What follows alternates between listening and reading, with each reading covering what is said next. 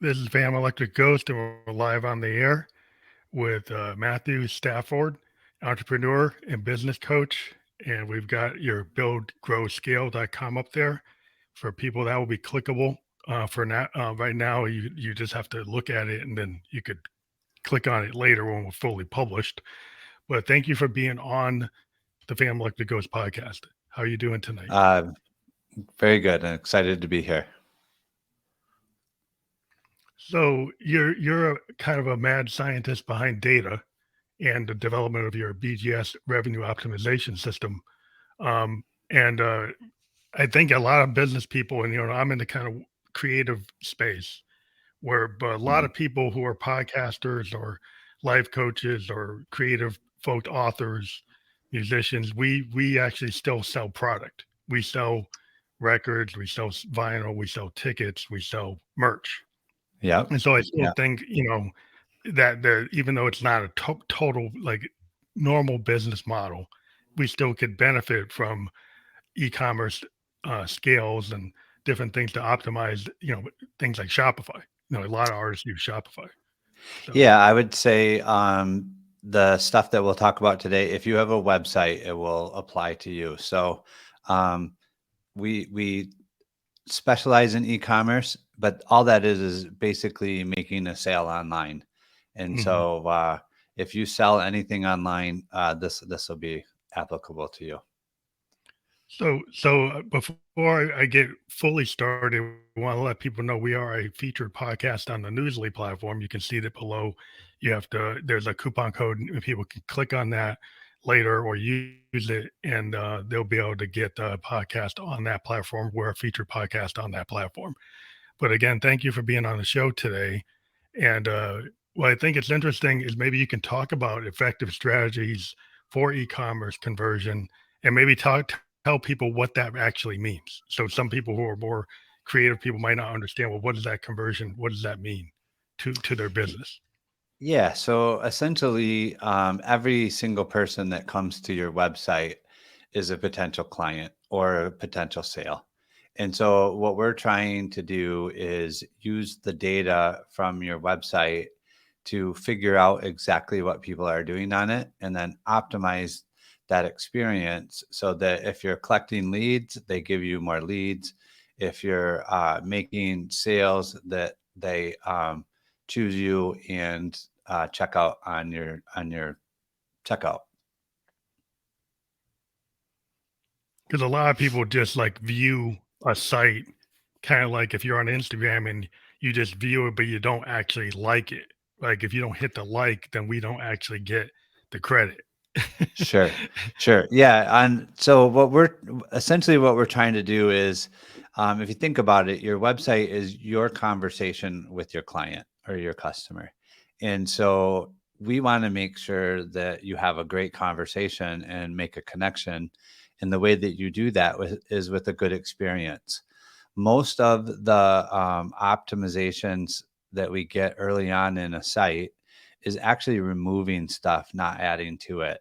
Mm, And the reason why I say that is because most people feel like if they've done any type of, they're looking at their website as the owner trying to make a sale instead of coming to the site as a consumer looking to solve a problem. And mm. so that slight shift makes a total difference in the way that you look at your website. And when you can make that shift effectively, you'll communicate much better with the people that are coming to your site. And it won't feel salesy. It'll feel like a good experience and something that they want to do again. Yeah, that's interesting because a lot of times, people want to throw the kitchen sink at it. You kind of like, I talk to a lot of people that are business owners on the podcast, and they'll typically have their website, it'll be where they can find their their master class, their next in-person meeting or Yeah. presentation. They've got so many things there, and then maybe it's not clear to the person that gets there. Is like, well, what is it that you're trying to get me to get into? Yeah. Yep. Maybe it's So prioritization of what you think is as the customer. They're not thinking like the customer, like you said. Yep. And so what we say is each page on your site has a specific purpose. And your homepage is not meant to sell. Your homepage is meant to elicit trust and then give them easy navigation to what they're looking for. So Mhm. on the homepage, if you're a coach, then it would be good to let them know that you're a coach and what type of coaching you do. And then not try to sell them, but just let them know that is your specialty and that's what you focus on. Because then they're going to go, okay, I'm on the right site. These people are doing what I'm potentially looking for, and then easy navigation to what they're looking for. So do you have, if they want to look at some of your content to see if they resonate with you, give them a way to see some of your content. If you have a couple different programs, give them a way to look at a good, better, best. Like, hey, here's how you can start getting some information with us. Here's a deeper dive, and then here's where maybe you could sign up for weekly coaching or whatever that is. But essentially, the homepage isn't meant to try to get a check. It is literally to elicit trust and then give them easy navigation. And when you do it that way, it gives you the ability to then, when they go to what they're looking for, you can explain that specifically instead of trying to be all things to everyone. And when you do Okay. that, a lot of times you can you can spell out their problem better than they can, and then they will automatically assume that you're the answer for them.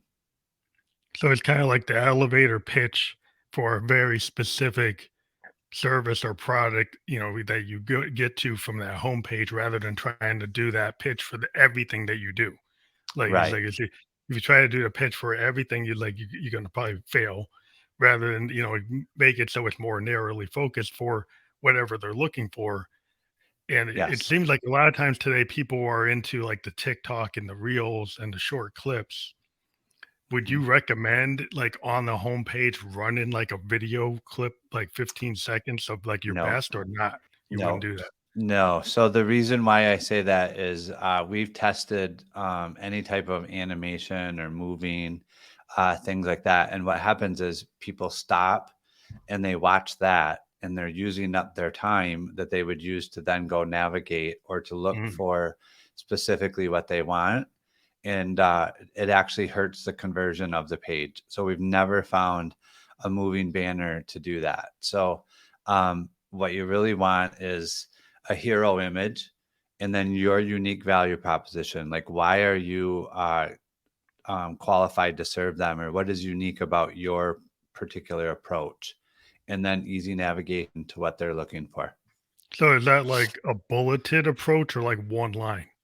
It could be both. Really depends on it. I couldn't really answer that as one way would be best for all audiences.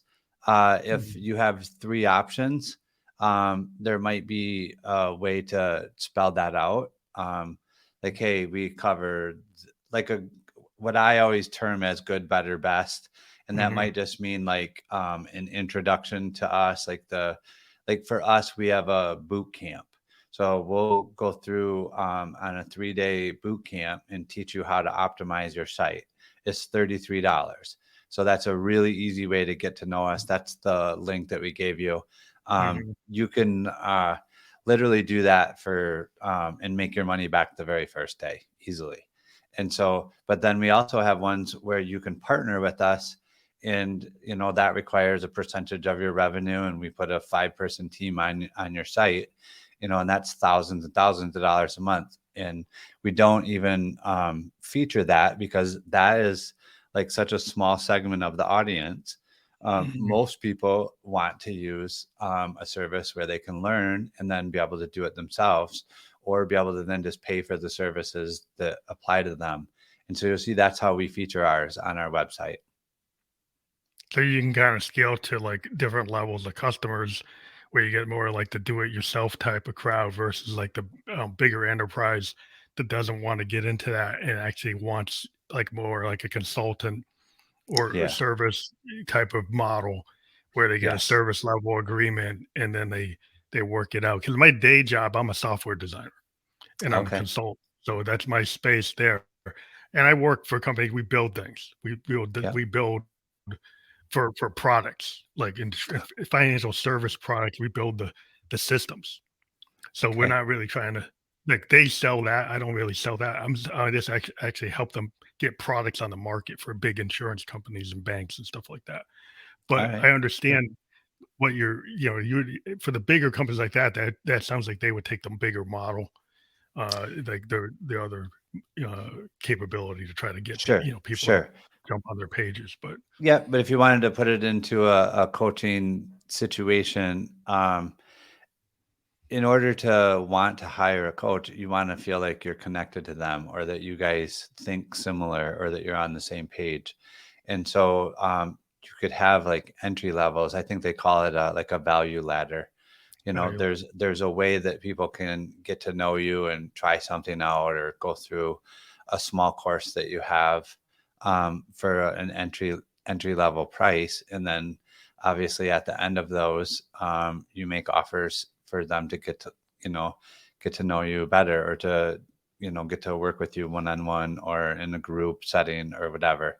So all of those things need to just be very clear on your site. If you put them all in one place and try to sell them all and let them pick, what happens is it's actually called paradox of choice.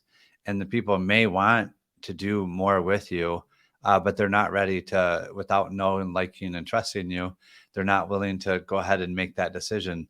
And so you offering that to them way early in the chain is actually doing you a disservice, not a service. It's not a positive for your website. So you need somebody to engage with you and actually stay with you and get that like click through instead of that person that just goes, "Oh, that's not it." Right. So if you can Right. actually, engage with something that's gonna be meaningful. And I think the question is like in terms of like the metrics that to know that you're successful. And we know Yeah. today, in today's world, there's all kinds of data. There's all Yeah. kinds of metrics that you can get from people that show you that it's working or it's not working. Hmm. But in terms of that type of metric analysis or figuring out if you're ready to even do this, can you kind of give the proposition as like what's the type of company or person or entity that comes to you, and maybe they have maybe the scenario that led them to you, and why they would engage with you. Yeah. Yep. So our business is broken up into three different levels: build, grow, and scale. And so the build phase is like when you're setting up your website.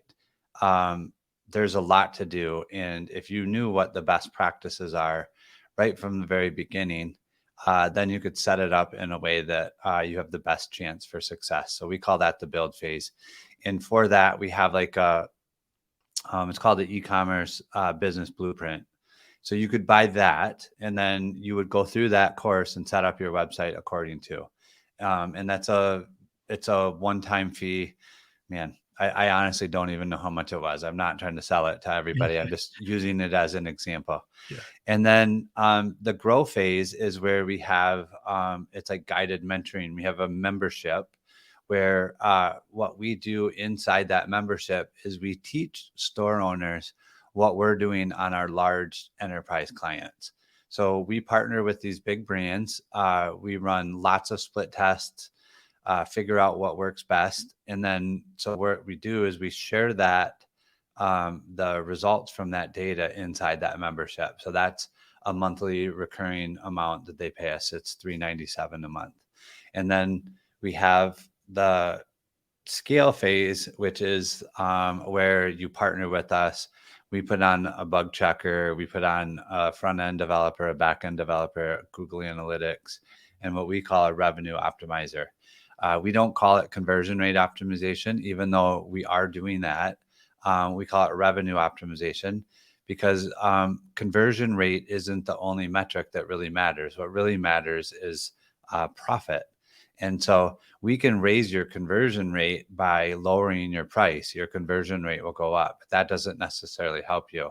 So we call it revenue optimization, meaning you want your entire site to be optimized so that it's a great experience from when they land on it till they give you money. And if you have that down, then they'll come back again and again and again to do business with you, which is obviously the most profitable, because then you're not paying to acquire customers over and over and over.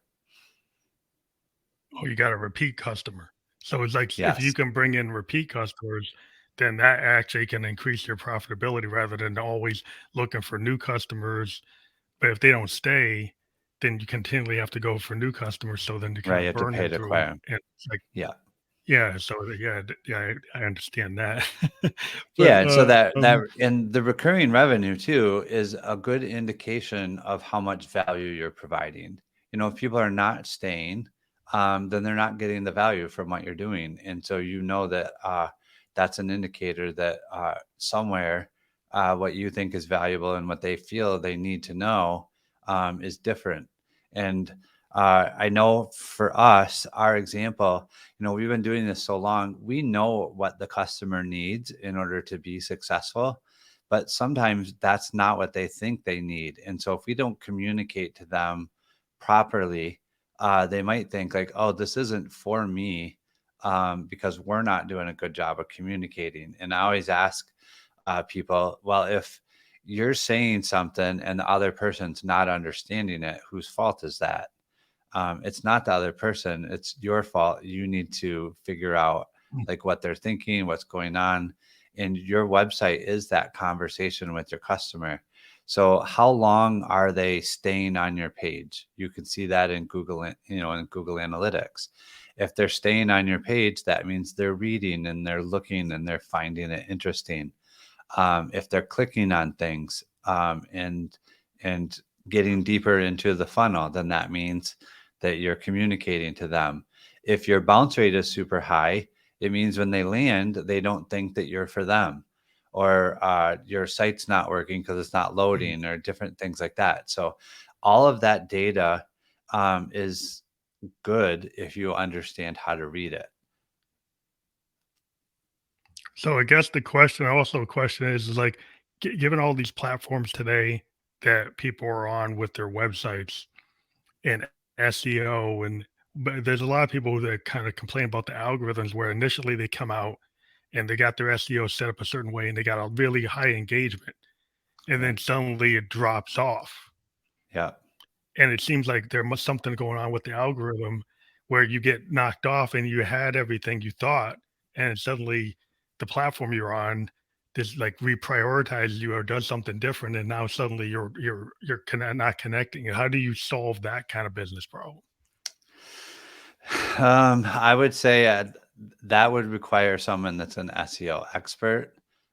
We're not. I Mhm. would say that we do technical SEO for e-commerce, but yeah, the platform algorithm changes and stuff like that. I would refer them to someone who specializes in that, just from the simple fact that e-commerce and or online, web sales has become big enough and competitive enough that if you try to know everything, um, you're gonna fail. And so I'm not gonna ever get on and claim Mhm. like, hey, we've got anything that you want to do online. Because if that was the case, then I would think that we were mediocre at some of it and not great at others. And so what we do is we focus on when they land on your website to when they check out or they give you a lead. And so Yeah, ours is, give it a uh, stick. yeah, it's 100% the customer journey that's on the website for sure. So it's a different group of people that deal with that algorithm issue, and there's Yeah. all different types of services that people have.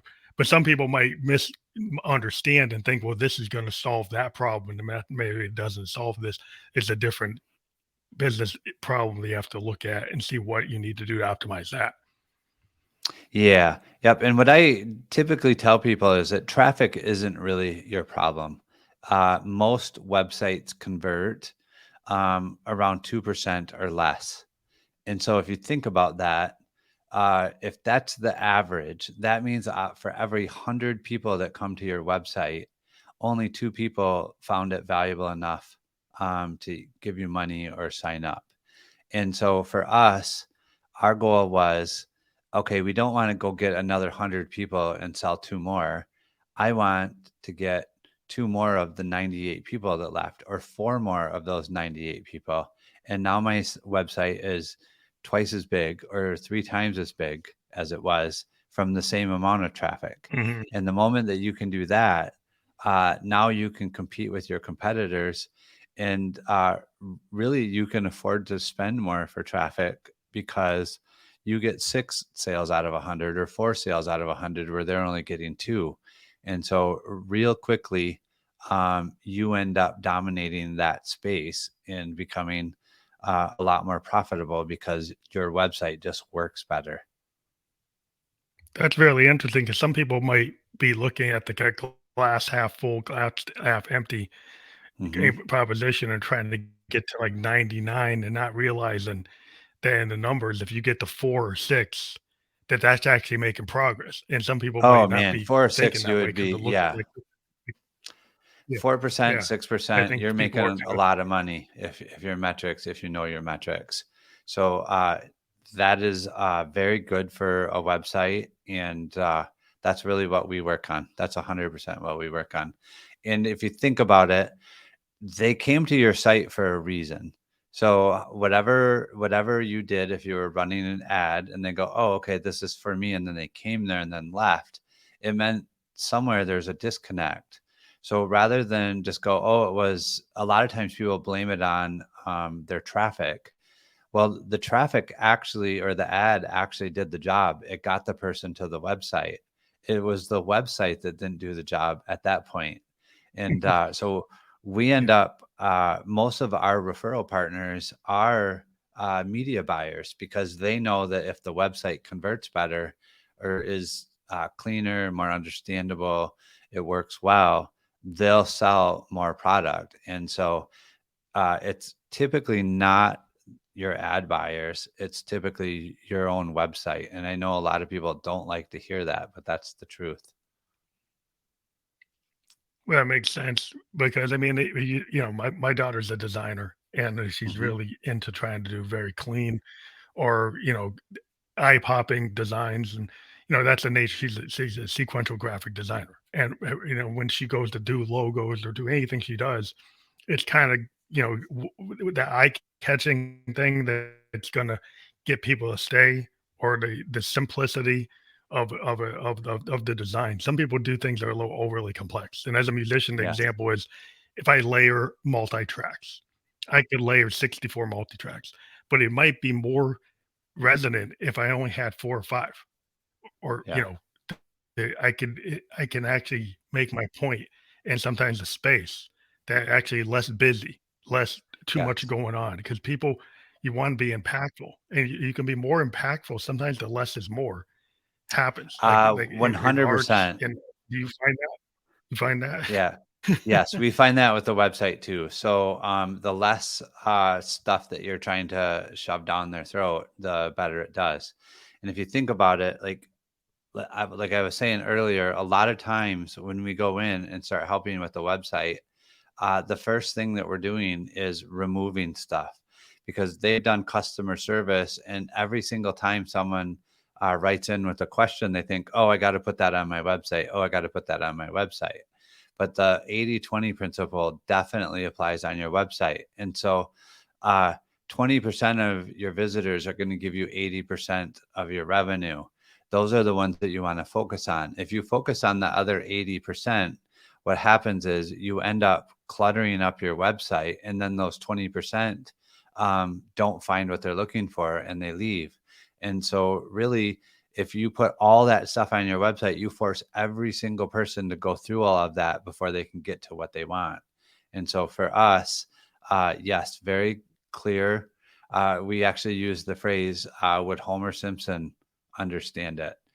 We want it to be super simple, Yeah. uh, just like very obvious exactly what the next step is, how to figure it out. Because if you do customer service, you realize how easily people are confused on a website.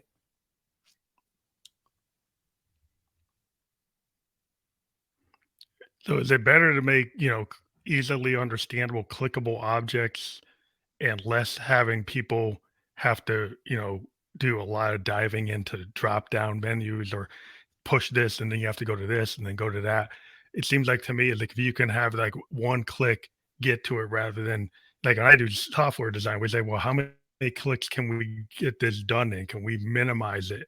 So it's Right. just like one click is the magic, do or do they have to elaborate because it's something there's some option that they have to pick, but try to make it so it's not overly complicated and it's got too many pages and too many hidden things you got to go into, right? Yeah, so we call that click debt. And people are only going to click a certain amount of time on your website before, if they haven't been able to figure out what they need or find what they're looking for, then they're going to leave. And so, yes, we always say that if you have 5 or fewer items, figure out a way to display those so that they can click on the item rather than a drop down. Drop downs never convert as well as an image displayed. And so there's lots of ways to do that. For sure, you could see examples of it if you go through the boot camp. It'd be a lot harder to describe that in a visual here. But like on an apparel site, Yeah. just for an example, you could have an image of a t-shirt, you could have an image of a long sleeve shirt, you could have an image of a hoodie. And so then rather than have a drop down with those in it, if they could see the visual, they don't have to think about it. They can literally just click the image of what they're looking for and it'd take them Mhm. to the Image t-shirts. clicking. Yes. Yeah. Image as an object. Yeah, that's the kind of common sense. It's kind of like in synth design, there was this time period where we had these LCD menus, and then suddenly you had to dive into all these hidden menus, and you Yeah. had to dive in. And it used to be like on a Moog or a Hammond organ, you just had the drawbar, or you have the buttons, and so you have those surface controls. You immediately could get to it. And what we found is the musician, if they had to dive to find their control, they wouldn't use it. But if Oh, the right. control's on the surface, they use it. So it's the same Yeah. idea. Like if your object selection is clickable, if the object is clickable, then they're going to actually touch it. Right? If Yes. they have to go find something to say, well, how do I get to that? Then they're going to Yeah. like probably leave. Right. That's what you know, happened. So if you look at it, almost 60% of your visitors will never scroll. So that if you don't have it clearly defined or easily accessible above the fold, they won't scroll. And so, one, they need to know that there is more information down below. So we always say make sure that you don't have a false bottom, which is where no images cross the bottom. Like if your website has a hero image, they should be able to see that there's more stuff down below it and they can scroll to get to it, not just have a flat line and they can't see it. So it's called a false bottom. And they if you can't do see it. that, Oh yeah. that will prevent them from scrolling. And the other thing to remember is before COVID, only about 10% of sales were done online. So, we've been selling stuff online for most of the people probably in your audience for 10 years. And so we just make the assumption that because we're good at it or because we understand a website, that everybody else must also. And that's just not the case. During COVID, it went all the way up to 33% of sales were done online. So a lot more, but then it dropped back down to about 27 now that COVID, now that the people are back to everyday normal life. So, in my opinion, I believe that shopping online and buying stuff that way as a normal everyday thing, we're still early adopters. It's only been in the last year and a half that your traffic is more mobile than desktop.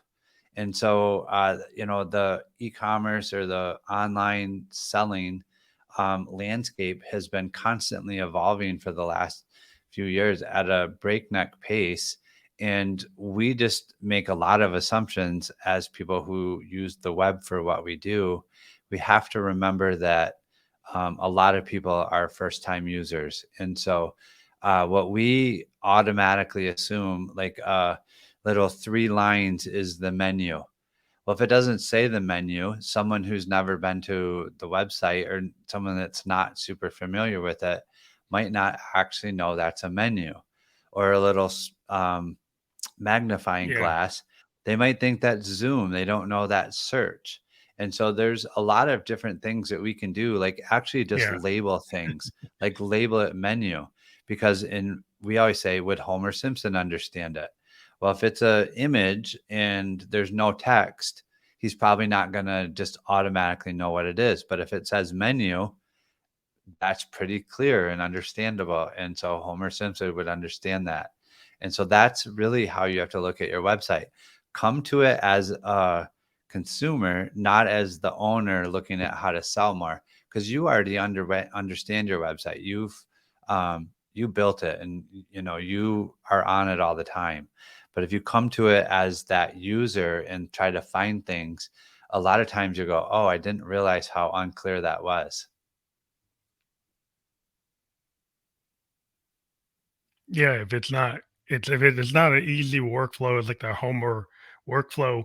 But then with opportunities today with like AI and like personalization.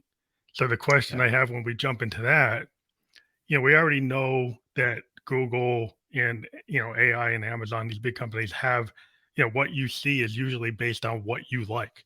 And when you go Yes. to Yes. that page is showing you stuff that you already showed interest in. That your Google Yes. page is probably showing you things that, I, as a musician, when I go, I see Sweetwater, I see Modes, I see Rollins, I see all kinds of stuff. That's what I'm into. That's what I see. Yeah. So Yep. in that way, can people take that level of tech and give somebody a personalized homepage that actually shows them what they're more likely to want? Is that possible? It is. It's probably, I would say it's probably not affordable for 99% of the people. And so what I would say is a better way to take advantage of that is the way that Google and Facebook do that is they look for buyer intent. So essentially, if you're searching for an example, a microphone, uh, if you have an FAQ on your microphone page that says, "Oh, what are some good uses for this microphone? How easy is it to set up? Is it in the range of pricing? Is it on the lower end, the mid end, or the upper tier?"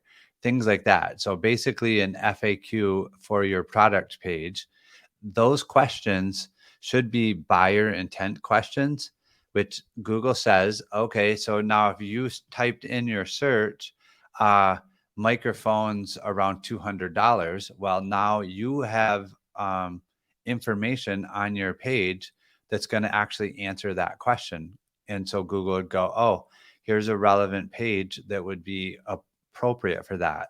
Or if you typed in microphone for a podcast, then if you had that in your FAQ, then Google is going to serve your page up because they crawl it and look for it. So you can put those in what's called progressive disclosure or put them on the lower half of the page.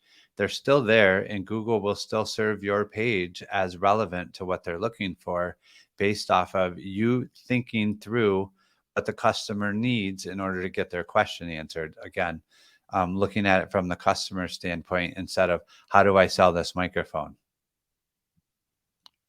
Given that point of view, is it good to have marketing kind of studies that actually use your actual customers to drive your design of your website rather than coming from the owner perspective? Do some Yes. kind of marketing study with live customers, like a certain set, like 2,000 customers or whatever. That's So what you're stats talking are. about like Well, 1,500, testimonials. 2,000. Yeah, Yeah, yeah, testimonials. if you did some kind of, like, research to figure out, like, well, how could I actually build this from not the owner perspective, but actual real customers, what they do, and actually Yeah, and actually analyze that. so I will give you a little tip. What you can do is you can go to Amazon and look at products that are very similar to yours, and then look at the reviews. What are the customers saying was amazing, and what are they saying what need it served? And so you could read 100 reviews on Amazon on products similar to yours, and then use that information to write your product descriptions. So if you think about it, a testimonial Mm. is your buyer telling you what they liked and what they were looking for and what was valuable to them.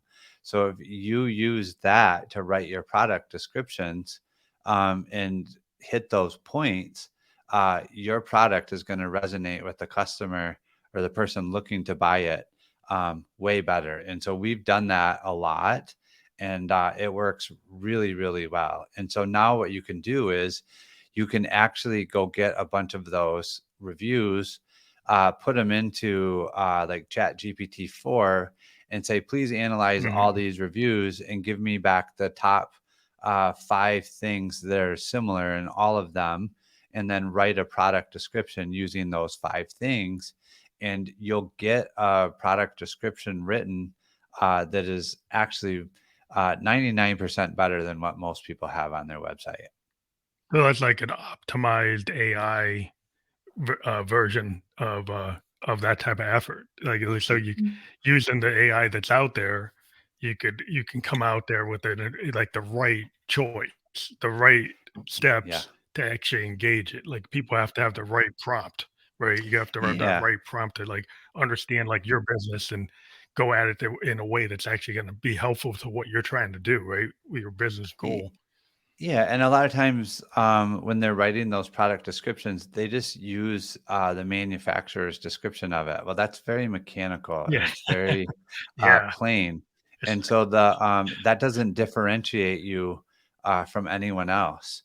And so by using the language of people that buy your type of product to do that, or at least have GPT give you the first version of it, you'll realize right away that that's much easier than staring at a blank page and trying to figure out what to write. So that gives you a really good starting point. You then get to edit it, put your own little flavor on it, that makes your website unique. And then you will find that those type of product descriptions will certainly increase your sales on page. And another thing is that given the fact that we're on a podcast, what I found with a lot of new business, with a lot of business people, because I've been doing podcasts since 2016. When I first Hmm. did it, it wasn't really about business as much as it is now. But I find that a lot of the people in the business community, initially when they're on YouTube, they create these like infomercials, and then people kind of got turned off, like, well, that's not really engaging me. But now Right. that you have podcasts, you have live podcasts, I've heard of like folks actually engaging in live podcast with their customer base and Mhm. engaging in that way and having that two-way street. Is that something that you think is it actually powerful or useful in this type of marketing or e-commerce efforts? Yeah, for sure. So I definitely, I really believe in podcasts a lot. It's a really good way for people to get to know, like, and trust you. It's If you're out there and you're doing podcasts or you're talking to your customers, people are going to be able to watch that, and they will feel like they know you. And people still do business with people that they know, like, and trust. There's a reason why. Um, Amazon is still, for as big as they are, is still just a very small, minute number of the whole percentage of sales. And so people still want to do business with people that their values resonate. They believe that they're going to get good customer service, that they're doing business with an entrepreneur rather than this big company that they don't matter to. All of those things do matter. And so, Like, yes, if there's a way for them to get to know you, they want to do business with you that way. yeah, it's like that authenticity that I find it like, when people can engage, like what we find with like independent musicians, like we can be very small, right? Yeah. And we could have 50,000 fans. Yes. But if we engage with those fans and we keep our expenses low, we can actually be commercially successful and actually work where they would tell you at the label, I got to sell 2 million stream, like 200 billion streams to be successful. Yeah, if I have all Yeah, that overhead. But if I sure. actually Yeah, have engaged customers that buy my t-shirts, buy my vinyl, and can talk to me, they can yeah, actually talk to me through a web conversation or something, I make myself available, that you can find that at a micro levels, you can actually do better very well. than you would have Yeah, thought. yeah. So they say It that seems like, yeah, you need a even for business people, right? yeah, they say to make a a I would say a decent income nowadays is you need 1,500 raving fans. So that means people that buy everything that you put out, they pay for access to you, etc. And then you're going to have about maybe as a whole maybe 15,000 followers. But in that you have that 1,500 that are loyal, really, they connect with you, all of that, and then you'll get other sales, but those will be for different products, et cetera. And so yes, I do agree with that. Depending on the size of your business and what your goals are, if you have 1,500 raving fans, you can certainly make a 10 grand a month from that size of an audience. And for most people, that's more than enough to make a decent living. Yeah, because there's so many ways to engage, with products. Like when you if you start thinking about like an authentic kind of mom and pop that, like I'm a mountain biker, right? And I still like to buy custom components from small firms that make really specialized pieces for my bike. And Yeah, you got all these big major companies, but I'll still go to some small manufacturer out of Colorado or someplace in Canada. They get one piece, one component that they make, but because they kind of put their heart into it, and I can actually watch them on the web on a YouTube channel or something, and they'll show you. And the way these companies engage now is they're doing what you're saying. They have these live sessions, or they would go on and show you what they're doing, and it makes you feel like you're connected. And I, yeah. and And I if you think think that's about that's it, what people want. if you have a gigantic audience, then it's much harder to be specific for them with that smaller audience. Instead of them having to deal with every mountain biker, they deal with the one that needs that piece that you were looking for, and they do that better than the large manufacturer, because the large manufacturer can't put that much time and attention into each piece. Otherwise, the bike would be too expensive. And so you get to buy the bike from the large manufacturer and then make it specific to you through these other little pieces that you put on it with these uh, niche specific people. And yes, like you said, they can make a very good living. They can create an entire company around individual pieces rather than trying to be all things to everybody. Most people that try to be all things to everybody, their message is so watered down, and it takes such a big marketing budget to talk to that many people that it's not conducive to being profitable. And so you really have to learn who your audience is, speak specifically to them, and that's how you're going to create that set of rabid fans. And the way that you do that is through your website. You don't try to be all things to everybody, but very, very quickly you say who you're serving and who you're not. Because you want the people that are going to spend money with you to know that they're the ones that matter to you. Yeah, it's definitely. It's like it feels more like before all this automation that people wanted these kind of custom, people who have these craftsmen, the craftsman kind of nature Craftsman. of Yeah. knowing something's hand built, and that's something I think a lot of people in this world now, even the big companies are finding ways to make customized things, even though it's on an assembly line. They try to offer options that make it seem like, oh, this is like my product because I actually changed so many pieces of it. It's not the standard thing. So I Right. think that seems to be like a very successful like marketing concept out there today. Yeah.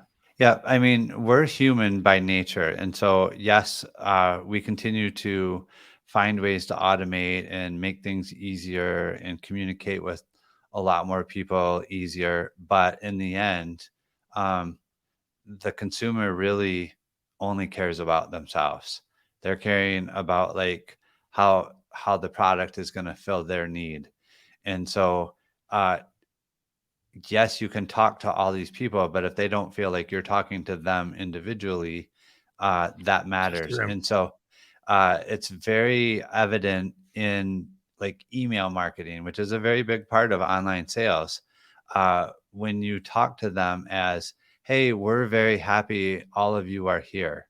Well, all of you, they don't care about all the other people. They only care about themselves. And so um, it needs to be to one person. Like, I'm really glad that you visited the I'm really glad you stopped by the website. Mhm. And as a token of my appreciation, when you added that thing to your cart and you didn't finish it, I would like to give you a discount, or I would like to give you free shipping or whatever. But when it Oh yeah, sounds very like customized. it's Yeah, it's something. just to them, that matters. But it's very easy to talk general. And when you do that, you'll feel the difference in those messages. And so there's a lot of ways to optimize your website. It can be through your images, it can be through um, your product descriptions, it can be through the layout of the site, it can be through like what we were talking about earlier, having images of stuff rather than drop down menus, um, telling them why you're unique. Like, what is it about your process that is individual to you? All of those things all serve that same purpose of helping them get to know, like, and trust you so that they want to do business with you rather than your competitor. That's interesting. A lot of people say, like I heard people say, "Oh, email's dead," but I have heard many people on my podcast point out what you just pointed out. That like if you said that to you say all of you type of thing, well, maybe that email's dead. Yeah. But the email that actually gives somebody a discount, gives somebody a coupon, actually, treats them like an individual. They points out what was in their cart, shows that they actually Yep. knew who they were. That works along with like maybe Yes. the text, the things that Yeah. are people are using a lot of text type of tool. Yeah. But So email and SMS are not dead by any means. In fact, we have one of our members.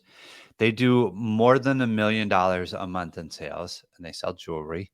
And he has months, the really high volume months, where 40% of his revenue comes from email. So email is definitely not dead. We actually say that if it's less than 25% of your revenue, then you're doing something wrong on your website or in your doing something email wrong. marketing.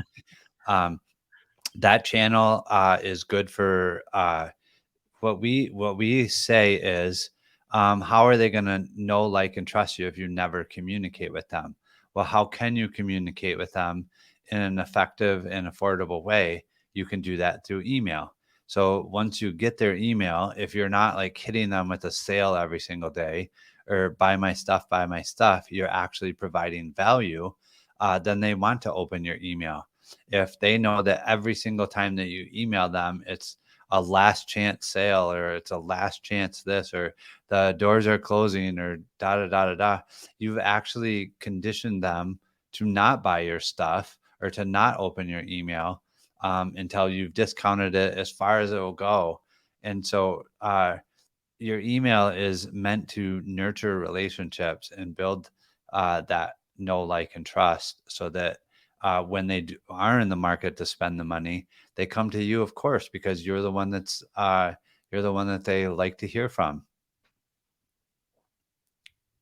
That's a consistent theme is the authenticity, the trust relationship, and then actually, treating consumer with respect and not thinking that they can be kind of fooled into something is actually, valuing them. And that's like been a common thread with our discussion. I think that's a really important thing to point out because, if you're going to think in the shoes of your customer, or would you actually buy something the way you're communicating? If you just Yeah. took what Yeah. you're doing and you sent it to you, would I actually buy it? Like, would the CEO buy it? Would the CIO buy it? Would the CFO buy it? Would the Yep. directors buy it? Like if they look at it and say, well, I wouldn't buy it. Like, well, why are you sending that out? Yeah. So if you think about it, nowadays people have a lot of choices to buy from you or your competitors online. And so you have to honor that fact and then make yourself a good choice. If, in the past, you could get away with being profitable and acquiring a customer on the initial sale. It's now competitive enough that it's fairly hard to do that. And if you have to make money on the first sale, the chances of your business surviving are much less. And so it really does force you as a business owner um, to treat the customer the way that you would like to be treated, to where they will come back and buy again and again and again. And when they do that, and you're no longer paying to acquire those customers for sale number 2, 3, and 4, that's when your business becomes very profitable and you actually enjoy it too, because you're not just looking at money going out and going, well, I spent $100 and I made a sale for 150 and my cost of goods are $50. And so I actually broke even. This is no fun. But if you did a good job, Yeah. that person's going to come back and buy again and again. And over time, that becomes something that Probably. you're Yeah. proud of and that people want to do business with you. Well, I think you've had a lot of golden nuggets here in this conversation that a lot of people can use in whatever business level they're at. With the creative entrepreneurs we talk to, I think they can find a lot in what we've talked about today that they'll want to engage on your buildgrowscale.com site. And again, that will be fully clickable. That full link is clickable when we're published. So you can check that out. We're going to be on all the podcast platforms that you can watch or listen to by tomorrow, and we'll send you that link so they can choose whatever landing page the landing page, however they want to engage. But again, that will be fully clickable. I want to thank you for being a guest on the Fam Electricos podcast. It's been really enjoyable. Thank you for being on the show tonight. Yeah, thanks for having me. I had a good time. Thank you. Have a good night. You too.